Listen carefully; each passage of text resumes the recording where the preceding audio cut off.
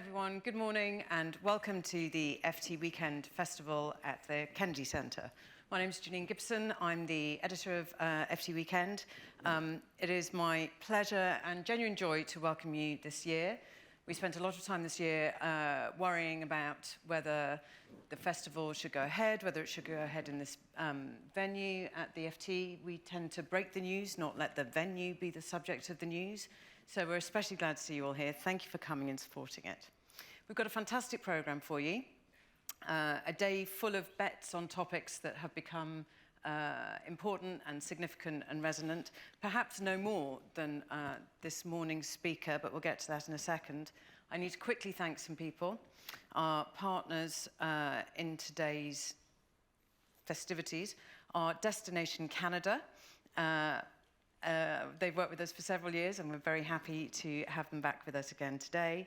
Suntory, the whisky sponsor for our tasting session, which we hope you will all enjoy later, and 24 Nation, who we're welcoming for the first time, and of course Nikkei, our parent company, and we're very happy to have them here. Please enjoy some Japanese tea in our Japanese tea garden, which we think is probably the first time we've had one of those here. So thanks done, welcome done. I just need to introduce you to the first session. We're incredibly happy and delighted to welcome Britain's new ambassador to Washington, Lord Peter Mandelson.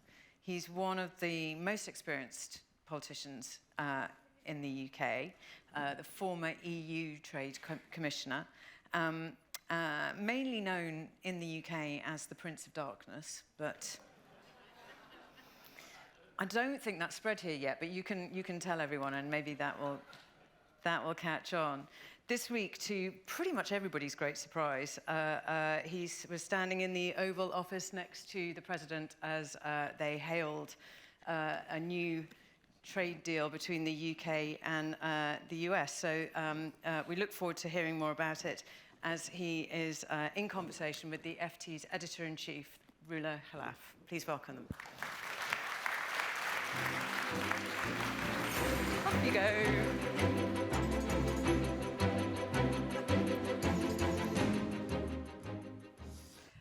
Hello, everyone, and thank you, Peter, for being with us. I know you're going to explain. I'm now the Dark Lord, by the way, not the Prince of Darkness. I've gone up in the world. This was going to be a very, very serious conversation. And we will get to some serious matters, but Janine, who's very cheeky, has now forced me to start by asking you, why the Prince of Darkness? Very simply, because in the 1990s, when I was younger than I am, I had been the Labour Party campaign director in the 80s, and then again in the 90s. And in the 90s, when Tony Blair became leader, people associated me with, campaign glitz, razzmatazz, and the occasional deployment of media dark arts. And one of Tony's colleagues, not a great fan of Tony, said that he was surrounded by people who operate in the dark. And our satirical magazine in Britain, Private Eye, then dubbed me the Prince of Darkness. Wow, there you are. That's a great story, no? But as you can see, I exude light. Transparency. Transparency and bonhomie. Yeah. Okay, we're going to test that.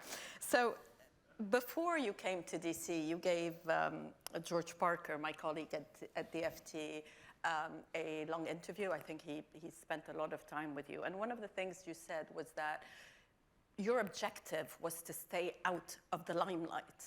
And then below the radar, I think. Below the radar. And then suddenly you're at the White House with the president praising your accent. What's with the accent? Actually, when I first came in, he said, "You're a good looker, aren't you?" And then, I mean, the truth is that I had both been invited and disinvited. Yeah, you weren't quite sure. In the hours before this Oval appearance. And when the invitation was confirmed, a man who seemed to be the master of ceremonies, not the president, somebody working in the Oval said, "You just stand there, you don't have to say anything." I said, "Oh, fine." So I was standing there, not saying anything, and then after the president had spoken, he turned to me and said, "Well, what have you got to say?" I mean, he's like that. But you were very eloquent, so you were prepared.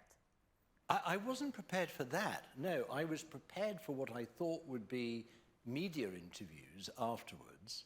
In fact, there were none, because I'd said it all in the Oval. And so I sort of had it in my head, but at that moment, I was taken by surprise. But it was fine. I mean... Yeah, I mean, it could have gone. You never know when you're in the Oval these days. I mean, it could go. Well, who knows what's suddenly going to sort of disappear out of your head and come out of your mouth? I mean, you know, you have to be really careful. But there is something about the president. Yes.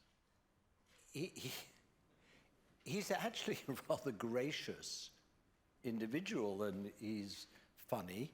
And he is obviously, as people have described him, a people person.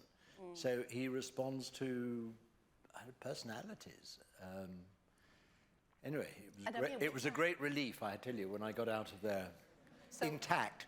We can definitely say that get to Washington, get in with the Trump people. That is definitely worked, because you are today a winner. It's very important to be a winner in this town, right? The first trade deal. In fact, the only trade deal. Well, it certainly seemed to have generated a lot of envy, judging by the WhatsApp messages I've received from fellow ambassadors. You know, it's sort of mixture of sort of seething admiration and a lot of resentment. So they've said, and a lot of them have said, "Well done, how did you do it? How did you pull this off," or whatever. But look, the truth is that there are some of America's trading partners who are rather more complicated to do deals with. But what happened with this trade deal was, look, to be honest, I first of all approached it with the embassy here and our great colleagues in London, who did a lot of the heavy lifting of the negotiation, along with my officials in the embassy. We thought it was a sort of tactical response, in a sense, to the president's tariffs, to Liberation Day. But it actually morphed during the course of the negotiation into something more substantial, so that at the end of it, we find that the trade deal covers the vast bulk of our industrial exports, our goods exports to the United States, whether it be autos or pharma or aerospace or steel or whatever. They are the main, by value, the main exports we have, and those industries are covered by this deal. So people who say, "Oh, well, you were just sort of responding to Liberation Day, you're no further forward, all you're doing is delivering something which, was approximated to what we had the day before Liberation Day," are not correct. I mean, what we've done is to pull off something. You still have 10% tariffs. It started with 10%, as Howard Lutnick said. We have. Started with 10, ended with 10. Before Trump, you didn't have 10. In some cases we do, but in now many cases we don't. And as I said at the time, the president agreed, this is the end of the beginning. So we've made a start, and we have a platform to do two further things. First of all, to continue negotiating the reduction and elimination of tariffs. The United States has committed to that. I mean, we may be slightly more ambitious. We may want to eliminate more tariff lines than they do, but let's see what happens in the course of the negotiation. And secondly, we now have opened the door to a much bigger, broader, deeper technology partnership. Okay, I want to get to that, because I want to understand very important, because what that is. But in the longer term, that's where the additional value is going to come. Okay, so just before we get to that, we're not 100% sure what will happen on the pharmaceutical side yet, but it is Pharmaceuticals included is in a really complicated sector. And the reason why I think the administration is taking a bit more time is because you don't want inadvertently to disrupt medicine supply chains, drug supply chains. So you have to be really careful about how you intervene as governments in that trade, in those supply chains, because the unexpected can happen. So there is one thing that was included, which is you've accepted strict security requirements. This is for steel and pharma. And are we right in seeing this as a template to make sure that you exclude China from the supply chain? I think is that something that they came in with as this? This is one of the objectives of your trade deal or any trade deal? Well, 2 points. First of all, in Britain, we already have a National Security Investment Act. We have legislation which checks our supply chains, checks exports, checks inward investment as far as China is concerned. Not only China, of course. It's not a China piece of legislation, but let's be honest, it focuses a lot on China.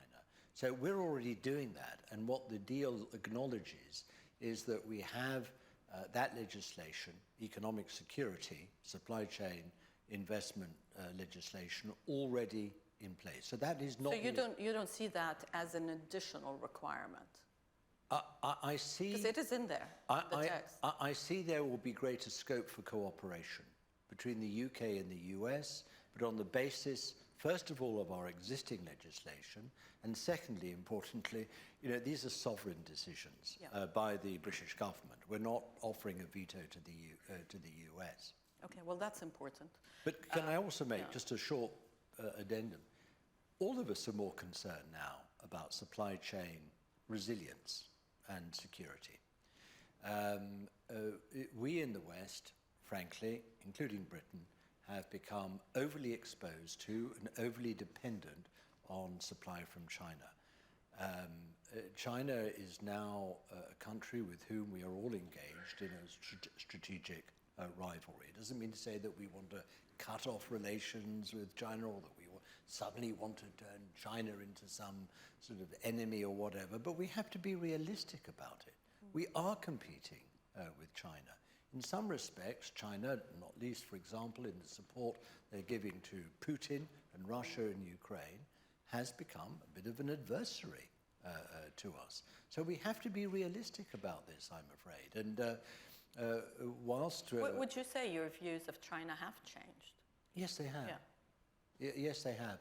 I mean, I think I've gone through sort of 3 stages, really, with China. First of all, when I was the European Union's Trade Commissioner in the first decade of this century, I was essentially bedding down China into the international trading system following its entry into the World Trade Organization 2 years before. And that was a sort of a bedding down of China in what we assumed would be a clear framework, clear principles, clear trade rules. Then we had in Britain, under the Conservative leader, David Cameron, what they called the golden era. And that was throw the doors open, throw the windows open, bring China in, and let's all have a wonderful jamboree. Well, we're not in that era anymore, and so we're in the 3rd era, I would say, where we're coming to terms with China's extraordinary exponential economic growth, the way in which it has come to dominate in many aspects the international trading system, by operating an economic model that is committed to vast overproduction and an assumption, frankly, that the rest of the world will simply suck up their surplus capacity, whatever the consequences for our own domestic production and trading position. Now, I don't think we can accept that as given, presented to us on a plate by China. I would just, though, add this, if I may, Roula. It's an area where the president here has identified a real issue, a real challenge. And in trade, he's taking measures and action to combat what he thinks needs to be addressed and has been ignored by governments previously. All I would say is that in addressing the imbalances in trade that China has created, and the wider deficiencies, frankly, in the international trading system and its rule book as operated by the WTO, it would be better for the United States to work with other big players in the trading system than relying simply on its own efforts. So if we're going to... Or alienate the others with, by imposing tariffs, because it would make a lot more sense if the US works with Britain and Europe to try to isolate China. But what's happened now is they've imposed tariffs on everybody. I'm not suggesting that we can sort of take China and put it in the corner on the naughty chair and say, we're now going to isolate China. China's a bit large for that. Now, what I'm saying is that if we are really going to bring about the rebalancing that we want, it's better for two huge trade players like the United States and the European Union to work together in doing that, and to recruit other, including Asian countries, to that program, to those policies. And that's the only sort of addendum I would add, which is, yes, you're right to identify the problem. I can understand the actions that you're taking, but frankly, if you really want in the long term to have the impact on China, better to work with others. A couple of other questions on the trade deal. One, it is non-binding. So are you confident that there won't be suddenly, tariffs on, or just a reversal of the recent deal? Sorry, it is binding. It is binding. I mean, we are two very close allies. You don't have an agreement entered into and simply for it to be repudiated the day after. That's not how we work. No, but I mean, that's not how you normally work. But I mean, you have to admit that we are not in a... Sorry, what did you have in mind? Predictable. Not sure I'm following your... Okay, well, let's talk about Hollywood then. Let's talk about film. So President Trump, for example, now wants to impose 100% tariffs on films made abroad, which would impact the UK industry, obviously. I mean, that would be a problem. No, so, Roula, I mean, that's suddenly Roula, let's be absolutely clear. tariffs. It would affect American industry. Yeah. It's American production hubs that are in Britain and other countries. So, of course, we benefit hugely from American film production in our country. And of course, we don't want to see tariffs, although I'm not absolutely sure practically how you'd impose a tariff on a film, but that's... I agree with you. I'm not sure either how you do it. That's to be worked out. Yeah. But of course we don't want to see that, but nor does the overwhelming bulk of the American film industry want to see that happen. Now, it may be that perhaps the factors that encouraged American filmmakers to go abroad in the first place need to be revisited and examined here. I mean, why was it the case that they found it easier, cheaper and better to partly export production to countries like Britain? Perhaps there's something wrong here in America. Yeah, well, because it is easier, cheaper, and there's a lot of talent abroad. Well, you said it. I mean, there's a lot of talent in the United States. I'm not making policy. There's a lot of talent in the United States, but there's also fantastic creativity. I mean, both sort of creativity in an artistic and cultural way in Britain, but technological creativity in Britain. And that's why the industry is looking to share some of their production with us. So before I get to the tech partnership that you've mentioned, I just want to bring up Brexit. You were obviously not a fan of Brexit, but do you see this deal as maybe a benefit? You know, we have been waiting for many years for some benefit from Brexit.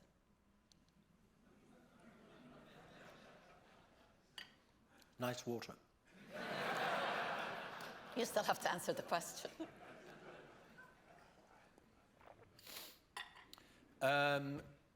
Could we have done this trade deal with the United States if we'd still been members of the European Union? No. Have we nonetheless lost quite a lot by leaving the European Union?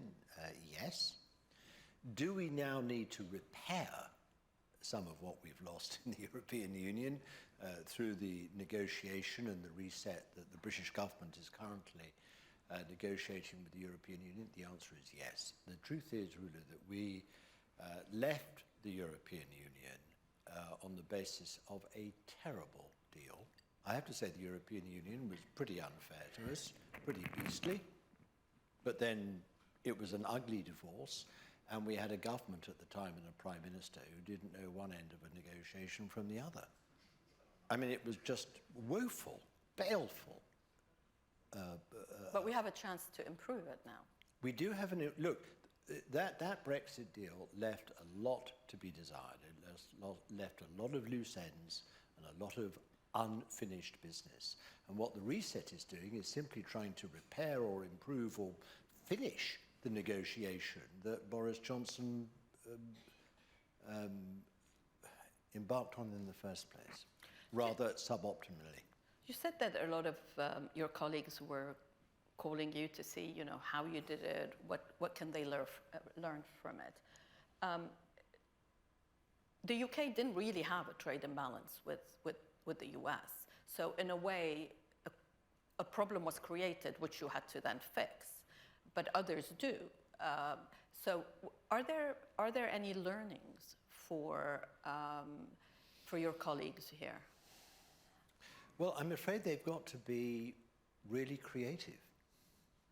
Really creative. We were creative. We found a creative way of addressing the sectoral tariff, 25% sectoral tariff that was imposed on autos. And we did it by means of a quota and a reduced tariff. And they're going to have to be similarly ingenious. But I tell you, you're not going to have that ingenuity sort of reciprocated if you don't have a serious, professional, cordial relationship in the first place. And I think the point is that, you know, we have a basis, we have a foundation of a relationship between Britain and the United States in which there's a great deal of trust, a lot of confidence in each other and familiarity with how we work. We read the room quite well in Britain. And there's a new room in the United States for us to read. And we've had to adapt to that. And frankly, those other countries are going to have to as well. It is much more difficult for others because when I talk to governments, particularly in Europe, what you hear is that it is too chaotic in Washington today to be able to even know. I mean, they still say, we don't know what they want. So it's not as if the US is coming to them with specific proposals. It's all up in the air. You didn't find it chaotic? I don't completely agree with that, actually. I mean, look, we're in new territory. I mean, suddenly Liberation Day and shock and awe and all those tariffs, I mean, it's new. How do you come to terms with that? And your response to it and how you negotiate is, frankly, an iterative process. You know, there's a bit of trial and error, a lot of creativity has to be thrown in. And I wouldn't describe it as chaotic. I would just say that well, we were a bit of a trailblazer. You have got to find new ways of addressing these negotiations, and they're going to have to do so as we did. Are you hopeful? Do you think there will be other deals? Oh, I'm sure there will be. I'm sure there will be. I mean, you can't slap the sort of tariffs on countries like sort of India and Taiwan and Vietnam and other Asian countries, and you can't do as they have proposed to carry on doing with the European Union without finding a solution. Or 145% on China, for that matter. Well, I would be surprised if 145% on China lasted. I suspect that they will find a way of negotiating that down to a slightly lower a tariff, and then they'll continue talking and find new policy solutions to get it below, say, the 50% or whatever it is. But you know, China has got to come to terms with the fact that not just in the United States, but in Europe as well, and other countries as well, are not simply prepared to sit back and suck up everything they give to us in trade.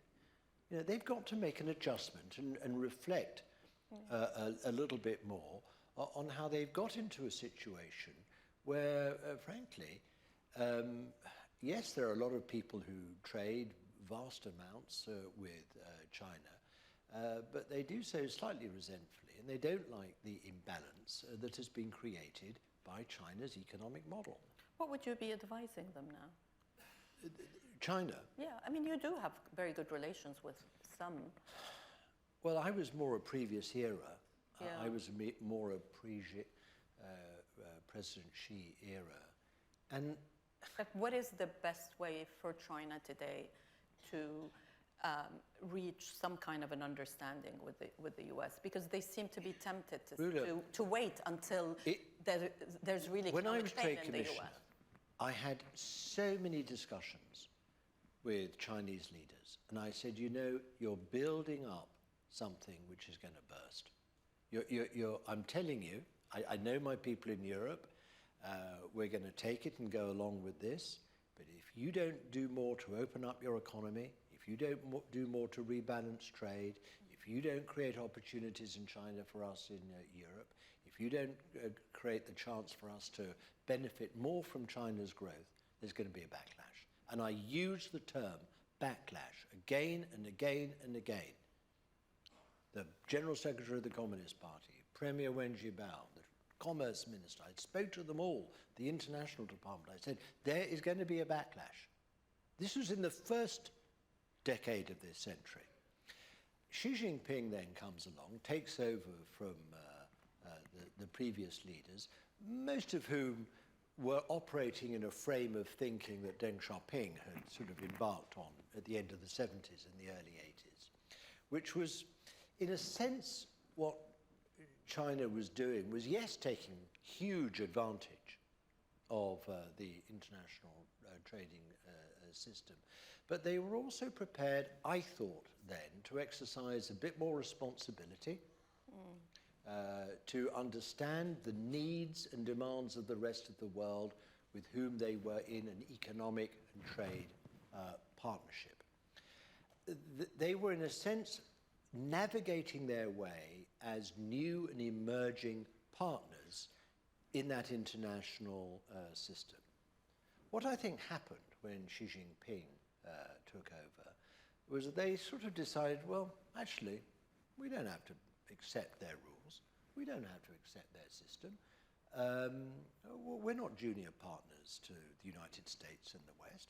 We're going to assert ourselves, and we're going to do everything even more our way, whatever the consequences for everyone else. And I think Xi Jinping, therefore, took China on a wrong course. Some have described it as a cul-de-sac. Well, let's see whether it's a cul-de-sac. I think arguably it is, because at the end of the day, China cannot exist and operate in the rest of the world when it's building up so many resentments and so many resistances to how they're organizing their own economic model. Just related to China, we had a story earlier this week about the Pentagon telling the UK to focus on Europe and not involve itself in the Indo-Pacific military. No, we don't accept that.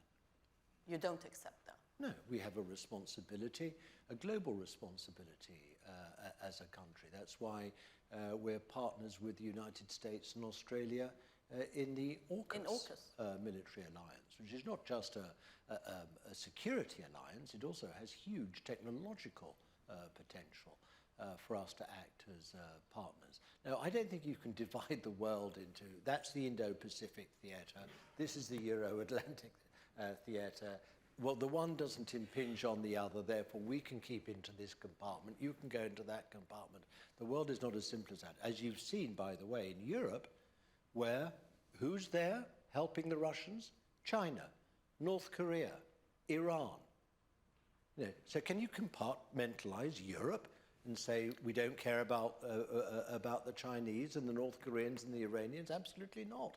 You know, these are global security issues and threats, and we as a country in Britain have a global responsibility to play our part, yes, in NATO first, no question about that, NATO first, the Euro-Atlantic, but we're also in AUKUS and we have a role to play in the Indo-Pacific. So have you said so? Because, I mean, this yes. did come out of the Pentagon. No. Well, it is a view that some in the Pentagon hold. True. And we are going to have that discussion. Our Defense Secretary had a very, very good meeting with the US Secretary of Defense, Pete Hegseth. I was there with him. It was a good discussion. And I didn't hear the Defense Secretary say to ours, by the way, would you mind keeping out of the Indo-Pacific? I didn't hear that. I heard, glad you're in AUKUS, and we've got to do more to sustain that alliance. But it does worry you when there are signals being sent that maybe they don't, despite the fact that nothing was said in that particular meeting. We engage with it. We engage with it. So and I am going to get to the tech partnership, and I am going to get to your questions, to do prepare them.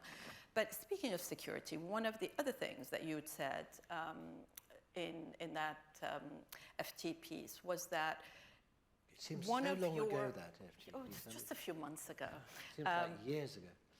I'm still going to bring it up, but that another objective is that you wanted to make sure that the U.S. maintains its commitment to European security. And we've seen, you know, it's been up and down. Are you now in a better place? The Prime Minister and other European leaders are in Kyiv today. There is an attempt to get a 30-day ceasefire. Do you think that the administration and the president himself has now seen and understood that Putin does not want peace? I think the president has said that he wants a proper ceasefire, one that the Ukrainians, the president of Ukraine, has declared their own commitment to, and he wants to see that commitment matched by Putin and the Russians. That's what the president has said. So you are now all on the same wavelength?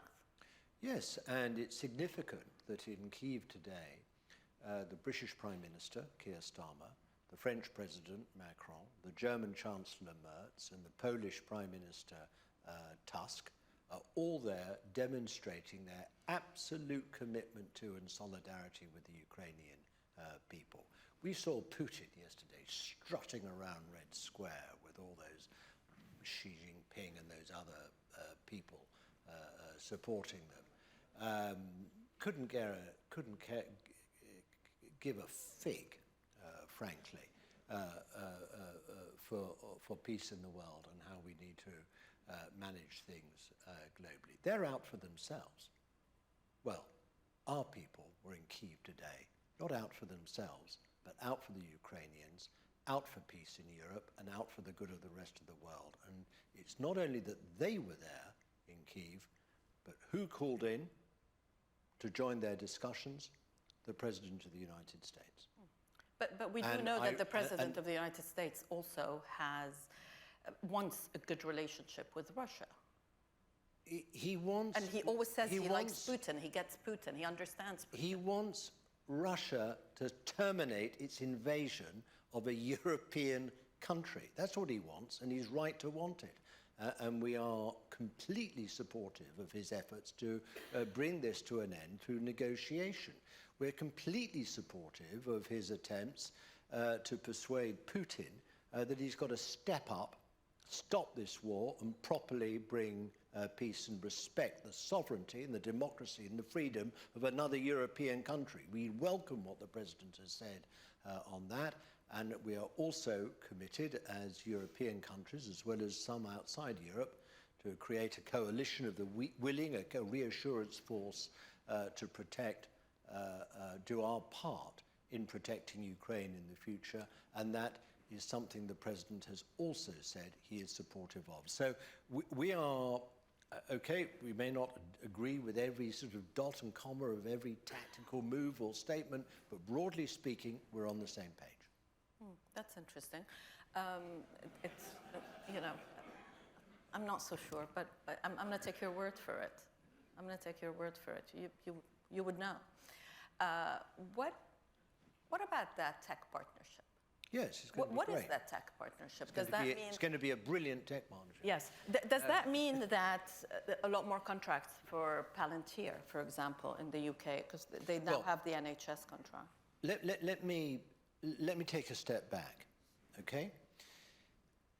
We are not going to secure our livelihoods, our jobs, our quality of life, standard of living, by trying to recreate the old manufacturing jobs of the last century. We've got to focus on the future industries. You know, those future industries are going to overwhelmingly to be science-based and driven by technology.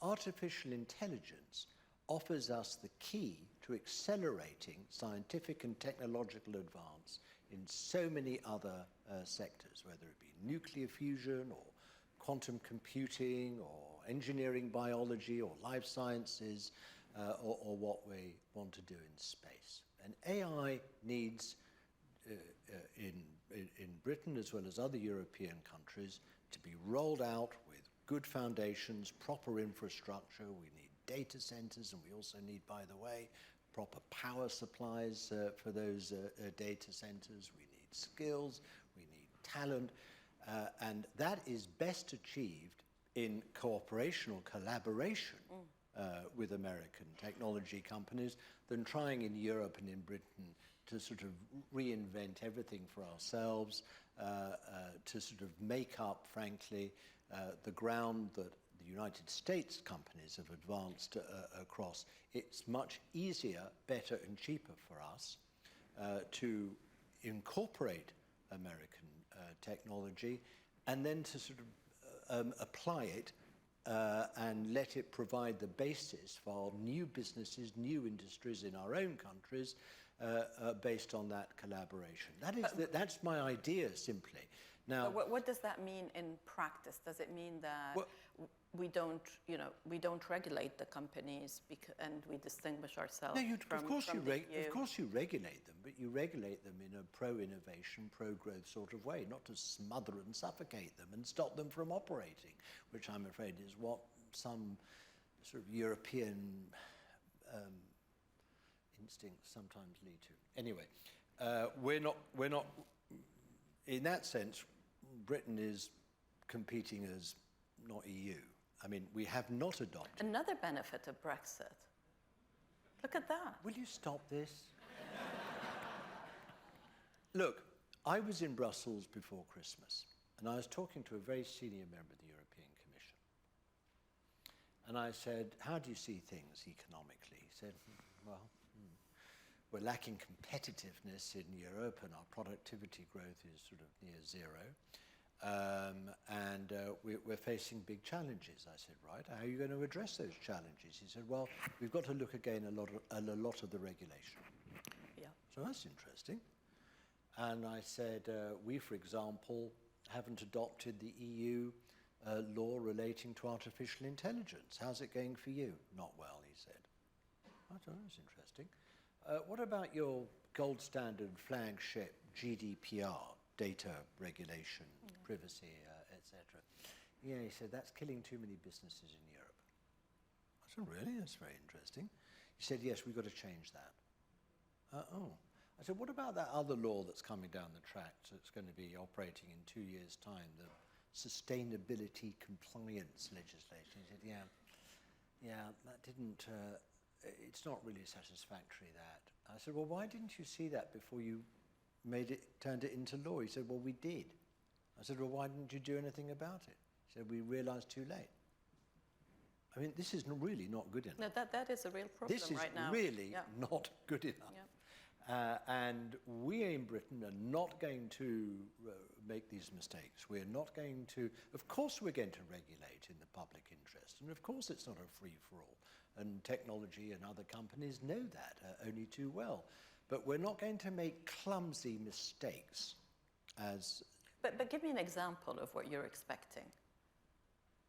Like a concrete example of what this partnership would actually produce. We are both brilliant, science-rich nations, okay? We have wonderful scientists and researchers working on the development of quantum computing, not least in Cambridge. Gillian. Yeah. They have wonderful scientists and technologists working, computer scientists working in the United States that are developing quantum computing. I think we can do better, quicker, and create a competitive advantage for both of us if we do that together, okay? And the same can be said for a whole number of other sectors as well. And that's what I want to see. Now, I know there are lots of bumps in the road and challenges that have got to be overcome. And I know, by the way, that when we do this work together, for example, in quantum, we've got to put a protective wall around it so that everything that we do and invent and create doesn't seep off into the Chinese economy. I realize that. So we've got to be careful, but I do think we can do more, better, quicker together than doing it separately and apart. Questions? Okay. First hand to come up. I'm going to go to you, sir. Then I'll come here. Dimitri from the Financial Times, and this would not be Peter. I didn't see that it was Dimitri. He wasn't supposed to get the first question. I just want to be clear. Not least because he can and does ring me any day of the week. Very quickly. What was the question? Have you read Art of the Deal? And Say again. have you read Art of the Deal, and what did you think of it? I was given by Chris Ruddy of Newsmax a copy of The Art of the Deal, and now I'm going to add an addendum to it, The Art of the Trade Deal. So you're going to write The Art of the Trade Deal? I'm going to offer a short postscript. Okay. Here and then there. Oh, it was, yeah, well, then you can come to the gentleman here. It's fine. Can you just tell us who you are, please? Hi, I am James Laddie Williams. I lead a firm called Akada that's wielding the power of words to build a world that is loving and just. My question for you is, Ambassador, what would it take on China specifically to move away from a trade policy that is grounded in competition toward one that is rooted in, let's say, a foreign policy of friendship? Okay, that's a very good question. The issue with competition is it surmises that there's a winner and a loser. And when you have a sole loser... Let me answer your question, if I may. We're not going to eliminate economic competition in the world. Obviously not. But what we can do is make sure that competition is framed and governed by agreed rules and laws. And they come, in the case of trade, from the WTO, and I think we need to remake the WTO and its rule book in a way that's fit for the 21st century, because at the moment it isn't. Go ahead, please. Yes. Sarah Coggins, One Source Production. We do marketing for nonprofits, foundations, and such. In terms of science and technology, and specifically scientific foundations, Mr. Ambassador, what advice would you give to those who are perhaps nervous about loss of potential funding, sentiment surrounding science and technology, the research, and how does that affect, and how would you want to just help make them feel more safe and stable, especially given this deal? If I could wave one magic wand in my own country, it would be to conjure up the sort of resources, scale of investment and expenditure on science in my own country that you have had in the United States since the Second World War. It has made you what you are. It has created a potential, a realization of that potential, the opportunities, which I'm sort of desperately admiring of and very jealous of. So I would say, careful what you wish for, in a sense. I'm not denying that, look, it's often the case with what the president does that he's diagnosed an issue or a problem, and he's applied some quite radical solutions to it. There is a problem with some American universities. We all know that. It's the same in Britain and other European countries.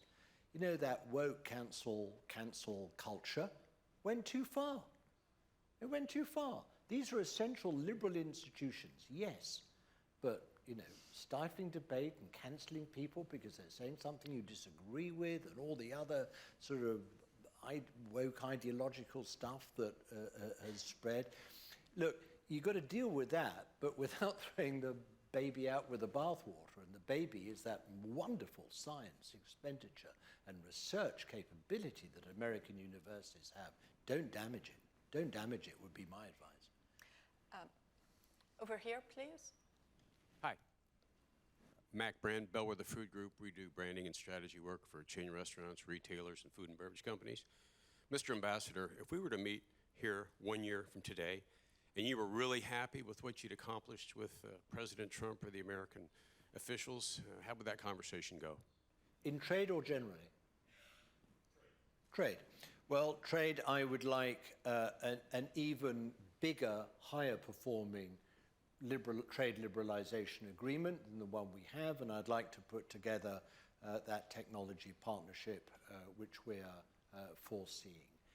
I think that, as it were, mutual and beneficial trade liberalization is in the interests of both our economies. So that's what I would like to see. But if I were to extend that, I'd say to you also, we've got to rethink European defense. We can't accept any more, as we have in the past, and just taken for granted that the US will supply a very expensive defense and security guarantee to Europe without us stepping up and spending enough of our own money. These things have got to change. They've got to be rebalanced.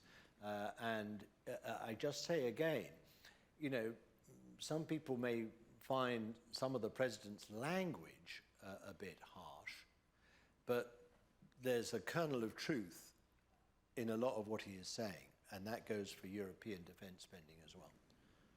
Go ahead. Hello, my name is Max. I live in Washington, and I work in economic policy. My question is, what is something about American political culture that has surprised you? Good question. Its volatility. But look, the truth is that what we're seeing in American political culture is now a feature of politics for most of our countries, you know? Look, when I was in government and when I organized the election that we did in 1997 for Blair, we didn't have the same sort of volatility, the nationalism, populism that exists. We didn't have as fragmented a political system. We certainly didn't have Nigel Farage and his Reform Party or whatever. And the reason why politics has changed is partly because of the growth of China, partly because of the social impact of rapid globalization and the impact of that on people's lives. And now we're seeing technological disruption. And we're at the beginning of that revolution, by the way, not anywhere near the end of it. So this has impacts on people's lives, on society and politics. And we're having to understand that and come to terms with that. And by the way, the sort of mandate that President Trump derived from his election last November is not entirely dissimilar to the mandate that the Labour Party and Keir Starmer took from our own election some months beforehand. People are really worried about the future and their security and the prospects for their families. They don't, by the way, feel that just opening up your borders and having any amount of immigration coming in, whoever they are from wherever they're coming, is acceptable anymore. Now, you may find people in the United States sometimes say, oh, I know, but these deportations are really ugly. Well, all I'd say is, were you really going to sustain the level of immigration that was coming into this country originally when the Texas border was open? No, and nor can we accept, frankly, in Britain, the levels of illegal immigration and unmanaged legal migration of people who are coming into our country. The public are angry, the public are in revolt, and we've got to respond with serious, meaningful policies. Yeah, we saw that in Britain, of course, with the local elections, where reform surged pretty significantly, and Nigel Farage is now probably the most popular politician. Do you still think he can be a bridgehead to the Trump administration? Well, you say he's the most popular politician. I'm not sure that translates into people imagining that he can be prime minister or that they want his party to form a government in our country. But you thought he could be helpful. But I take him. Hold on a minute. I take him seriously. Obviously, I take him seriously. He got a strong popular vote. All I would say, it's so. I saw the election results recently, and everyone's, oh my God, this is unprecedented. This is extraordinary. This is such a challenge. Roula, I remember after we were elected in 1997, within a year we were losing by-elections. Within a year, people were saying, oh, this government, it's all spin and no delivery. I heard people saying, God, they got this colossal great majority at the election, and what's Blair done with it? Why hasn't the world changed? Why hasn't the country changed in a year? People are impatient. They're angry. They want to see change, okay? And they think that a party that achieves a huge election, majority at an election, that's something somehow going to translate into overnight change.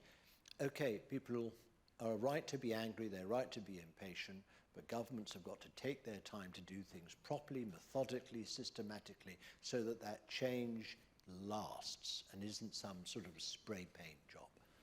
Well, I apologize. I am told that I have to wrap this up. Thank you, I had so much Lord more to Mandelson. say. It's so frustrating. I know. We could have been here all day. We were just getting going.